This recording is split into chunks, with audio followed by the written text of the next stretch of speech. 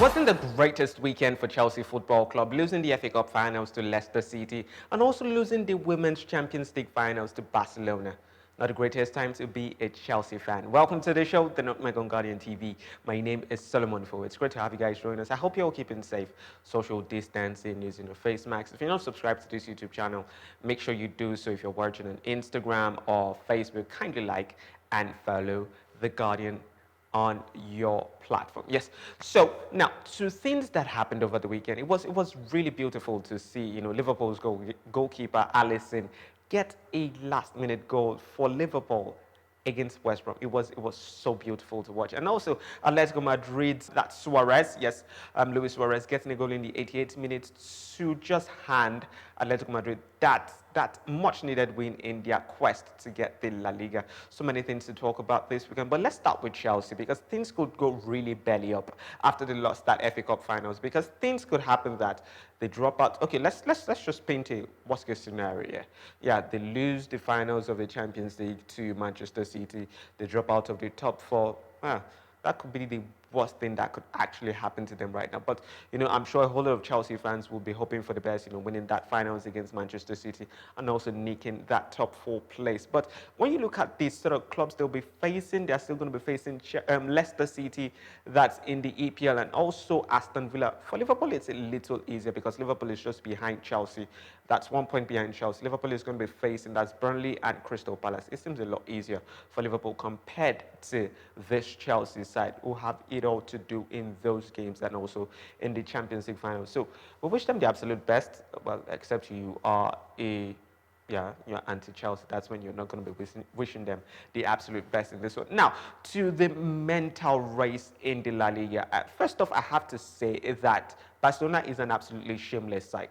Yes, they're just rescued by, the feminine side that got the UEFA Champions League finals.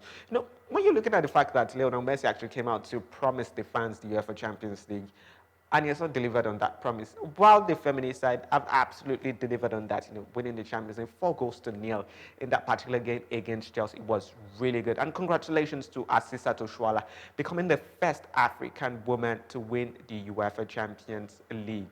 Well, it was quite sad that we couldn't see her, start that particular game or even get a goal out of those 4 goals. But it was good to see her on the field of play after that lengthy injury and just holding that medal, the winner's medal from the UEFA Champions League. Now, back to what I was saying about the Barcelona men's side.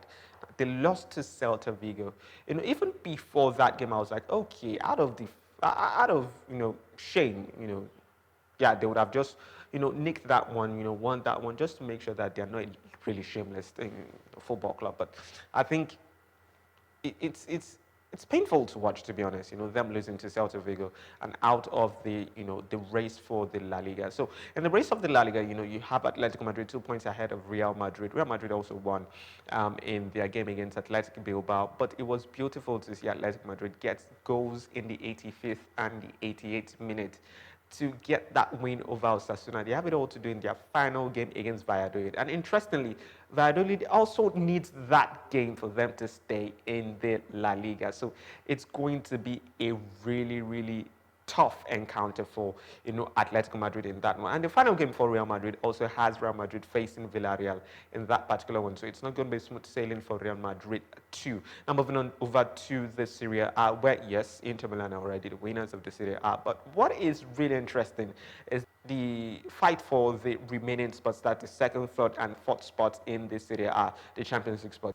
So in this area, you have Atalanta in second with 78 points. You have Napoli third with 76 points. Milan also with 76 points in fourth. And you have Juventus fifth with 75 points. Now, that final game week is going to be really, really crucial, especially for Milan. Milan is going to be facing Atalanta. So it is down to the wire, you'd want to say. And Juventus are going to be facing Bologna. You expect them to win that particular game. So maybe it's Milan not making the Champions League. Maybe it's Juventus not making the Champions League. And it could even be Napoli not making the Champions League. So it is really, really crucial for this side to get their victory in this one. But one person will cancel one person out, I think, in that game between Atalanta and AC Milan in that one. Maybe it's Milan dropping out of this one because, they had it all to do in just this game with this weekend where they actually played out a draw against Bologna, you would expect, a side like that to actually get that victory, knowing that they need to return to the Champions League. After how many years that they've been out of the Champions League, and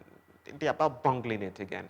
So it's really sad to watch, but I expect a really, really exciting, denouement to the Italian Serie A. Yeah, really, it's going to be a really good one. And finally, in the French Ligue 1, you have, Paris Saint-Germain and Lille. You know, Lille against Saint-Etienne over the weekend, it was a little disappointing. Expected Lille to win that one and, just make sure they were safe and sound, in that first position. But they actually drew against Saint-Etienne, and they are just 1 point ahead of Paris Saint-Germain, and there's just one game to go. So the final game, Lille is going to be playing Angers, and you have PSG against Brest. So all Lille has to do is to win that game, and they would be winning their second in, I think, 10 years, their second French League One title in 10 years. And it would be really beautiful to watch, a celebration of the underdogs, with the millions of dollars and euros that, PSG has used to assemble a really, really expensive side. They still couldn't get the French League One. Maybe that's what we'll be talking about next weekend. But that's all we can take on the show today, unfortunately. Thank you so much for sticking with us. Make sure you're keeping safe. My name is Solomon Fowe, and this has been The Note.